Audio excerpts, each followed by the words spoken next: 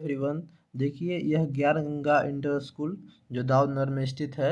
इसका entrance examination है, यानी एडमिशन जो होता है उसके लिए एक एग्ज़ाम करवाया जाता है। ठीक है, तो उसका यह क्वेश्चन है क्लास 6 का। ठीक है, क्लास 5 का आपका हो चुका है सोल्यूशन, आप देख लीजिएगा प्ले लिस्ट में या डिस्क्रिप्शन में लिंक दिया रहेगा। ठीक है, देखिए यह फुल मार्क्स 50 नंबर का होता है। ठीक है, आपका कट ऑफ 35 या 40 तक जाता है। ठीक है, 35 32 यही रहता है, यानी 60% से ऊपर रहता है। ठीक है, 2 घंटे आपको टाइम मिलेंगे।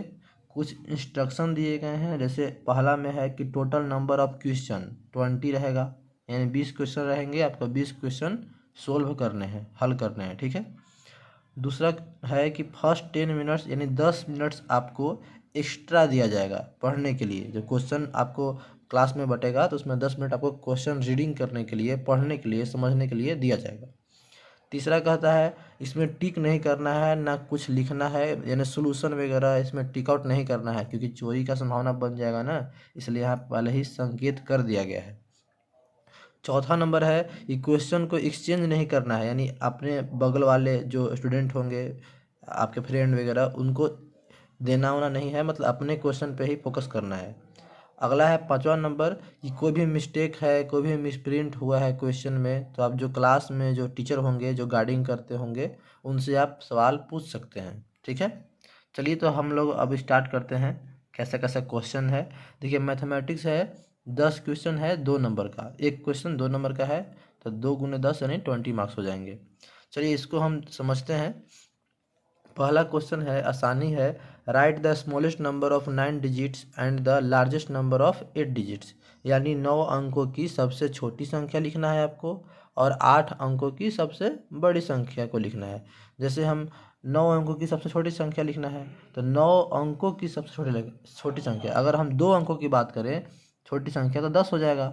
3 अंकों की बात करें तो 100 हो जाएगा। उसी तरीके से 9 अंकों की, तो 9 यहाँ पे 8 जीरो कर लेंगे। ठीक है, तो हो जाएगा आपको 9 अंकों की सबसे छोटी संख्या। अगर बोल रहा है 8 अंकों की सबसे बड़ी संख्या, तो 2 अंकों की सबसे बड़ी संख्या क्या होता है? 99।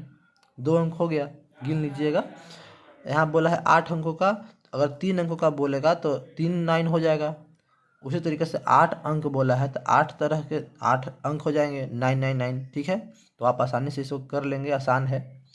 चलिए हम आगे चलते हैं दूसरा नंबर क्वेश्चन पे। यह कहता है the sum of two numbers is इतना, यानी देखिए जिनको इंग्लिश में आता होगा इंग्लिश में बनाएंगे, जिनको हिंदी में आता है हिंदी में बनाएंगे। दोनों साथ में ही दिया गया है बाइलिंगुअल, यानी आप समझ सकते हैं। तो दिया गया है the sum of two numbers is इतना है, मतलब दिया गया है एक नंबर। ठीक है, ठीक है, नंबर दिया गया है, यानी 2 संख्याओं का सम यानी जोड़ इतना दिया गया है। उसमें से if one of the numbers is इतना, उसमें से एक नंबर जो है इतना है, तो फाइंड द अदर नंबर। ठीक है, फाइंड द अदर नंबर, यानी 20 रुपया आपके पास है, किसी को हम 8 रुपया दे चुके हैं, तो आपके पास कितना बचेगा? तो 20 में से 18 घटा देंगे, 8 रुपया घटा देंगे, तो आपको 12 बचेगा, यानी 12 रुपया आपके पास बचा। उसी तरीके से क्वेश्चन है, हिंदी में पढ़ते हैं। 2 संख्याओं का योग इतना दिया गया है, अगर पहली संख्या इतना है तो दूसरी संख्या बतलाइए, तो इसको आप इसमें से क्या करेंगे? घटा देंगे। ठीक है, आपको जो घट के आएगा वही आपका आंसर हो जाएगा, लेकिन आपको लैंग्वेज में लिखना पड़ेगा कि 2 संख्याओं का योग इतना है, पहली संख्या इतना है, तो दूसरी संख्या बराबर 2 संख्याओं का योग माइनस पहली संख्या। ठीक है, उसके बाद लिख करके घटाइएगा, फिर अतः जो भी है कि दूसरी संख्या ये होगा, या हिंस वहाँ पे इंग्लिश में लिख दीजिएगा, ऐसे बनाना है आपको। ठीक है, चलिए आगे चलते हैं हम तीसरा नंबर क्वेश्चन पे। यह क्वेश्चन कहता है सिंप्लीफाई करिए। ये तो बोर्ड मास है आपको, ठीक है, तो इसको तो आप जानते होंगे सोल्व करना। पहले ब्रैकेट के, फिर ऑफ के, फिर डिवीजन के, फिर मल्टीप्लाई के, फिर ए मैंने एडिशन हो गया, इस मैंने हो गया सब्ट्रैक्शन। तो यहाँ तो आप आसानी से कर लीजिएगा, यहाँ पे हम सोल्व नहीं कर पाएंगे क्योंकि बहुत टाइम लग जाएगा, वीडियो लंबा हो जाएगा। ठीक है, क्योंकि बहुत सारा है। ठीक है, चलिए एक आइडिया ले लीजिए, आप इस तरह से क्वेश्चन को घर पे बैठ के सोल्व कर लीजिएगा।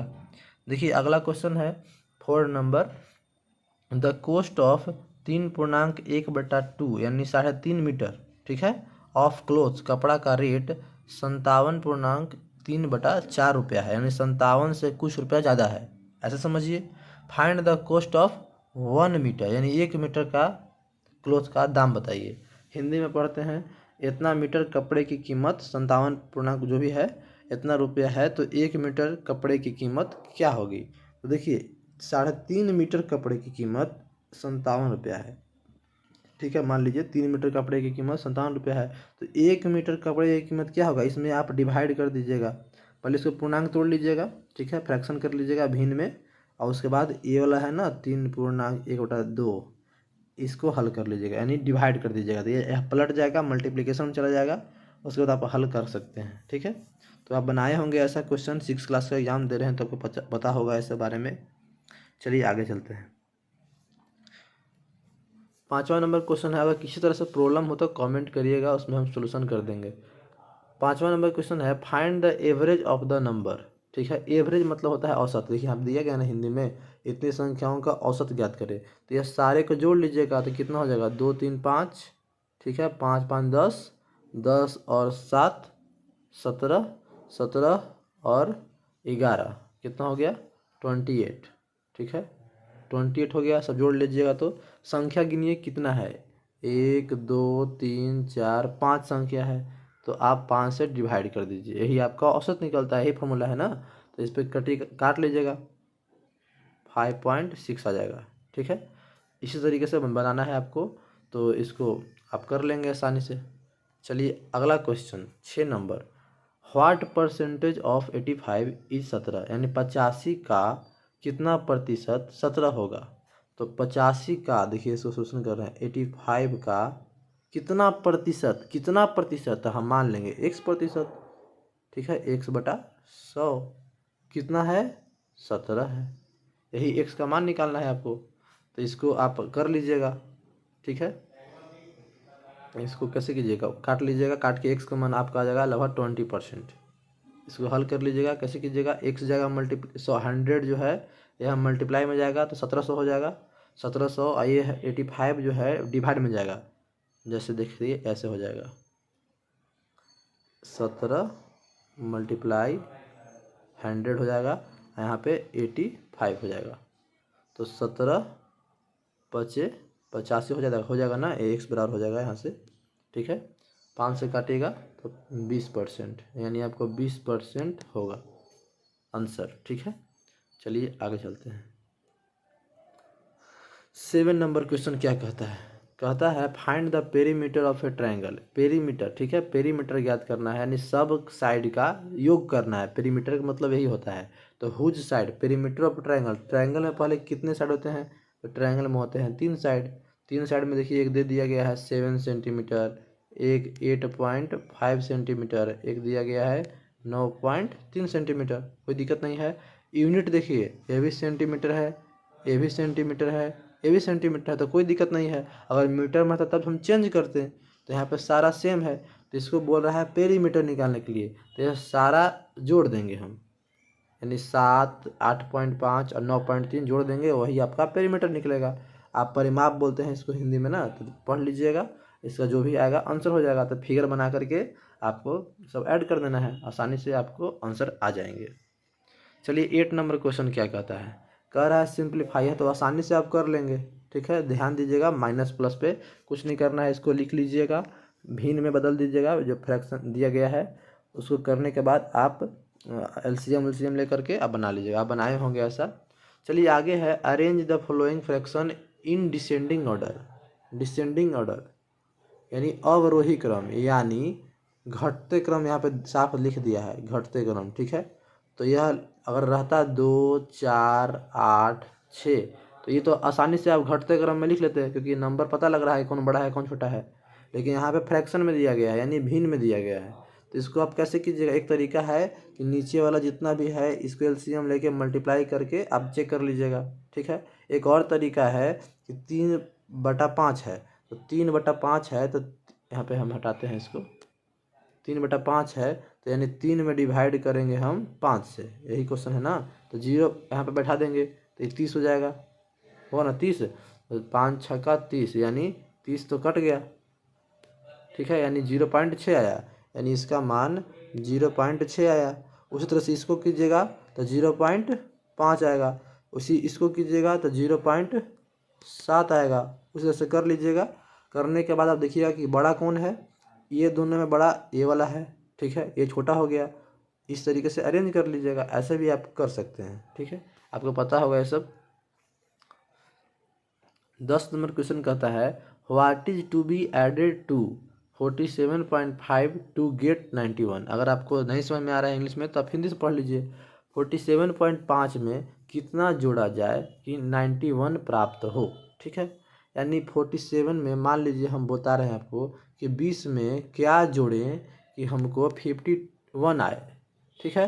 तो 20 में क्या जोड़े तो 51 आए, तो हम इसमें क्या जोड़ेंगे 31 जोड़ेंगे। तो 31 कहाँ से ला दिए हम, इसमें से 51 में से 20 हम घटा दिए, तब तो 31 आया। उसी तरीके से आपको ये वाला इसमें से आप घटा दीजिएगा, यानी माइनस कर दीजिएगा 47.5 91 में, तो जितना आएगा वही जोड़ेंगे तो 91 आ जाएगा। तो आसान है। इसी टाइप पे क्वेश्चन एक और आया हुआ है, जैसे आपको दिखाते हैं लगभग दूसरा नंबर क्वेश्चन था, हाँ दूसरा नंबर क्वेश्चन था ना। उसी तरीके से 10 नंबर भी क्वेश्चन है, बस यहाँ पॉइंट में दे दिया गया है आपको कन्फ्यूजन करने के लिए। समझ गए होंगे आप। चलिए अब हम इंग्लिश में आते हैं। तो इंग्लिश में कुछ नहीं है, बहुत ही आसान है। देखिए इंग्लिश क्या है से, रीड द फॉलोइंग पैसेज। यह पैसेज है, पैसेज का हिंदी होता है गंधांश हिंदी में। केयरफुली, केयरफुली पढ़ना है आपको, पढ़ लीजिएगा एक बार। And answer the question that follow, जो भी रूल है आपको फॉलो करना है। देखिए यहाँ पे ध्यान दीजिएगा, इंस्ट्रक्शन पहले देख लीजिएगा क्या बोल रहा है से। देखिए यहाँ पे 6 क्वेश्चन है, तो 6 दूनी का 12 यानी 12, एक क्वेश्चन 2 मार्क्स का है, तो आपको अच्छे से बनाना है।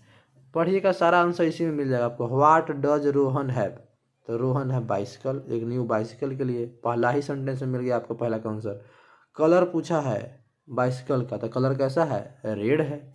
उसके बाद पूछा what is on the back of bicycle cycle. देख लीजिएगा यहाँ पे कुछ बोला है बैक, यहाँ पे बैक मिल गया आपको। तो what is back of the orange flag, जो भी है सब सभी लाइन में आपको मिल जाएगा, ठीक है।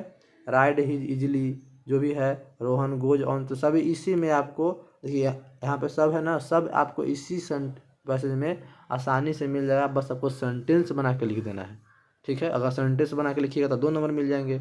अगर डायरेक्ट आंसर कीजिएगा तो 1 नंबर भी मिल सकते हैं, दो ही मिल सकते हैं, टीचर पर डिपेंड करता है आपको, ठीक है। अगर आपका सही एग्जाम हुआ होगा, मतलब गया होगा, आपका रिजल्ट नहीं हो पा रहा है, तो आप कॉपी भी जांच करवा सकते हैं, इसमें कोई रोक टोक नहीं है, ठीक है। खैर ये सब आगे की बातें हैं।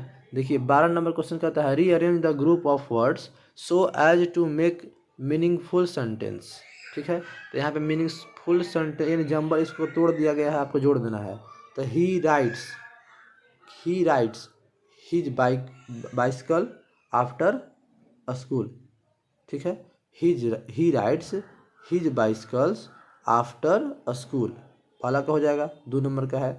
उसके बाद है देयर ए टाउन वाज, तो देयर वाज अ टाउन, ठीक है, देयर वाज अ टाउन, वहाँ हो जाएगा पहला में he rides his bicycles after school, school के बाद ना वह बाइसिकल चलाएगा, ठीक है।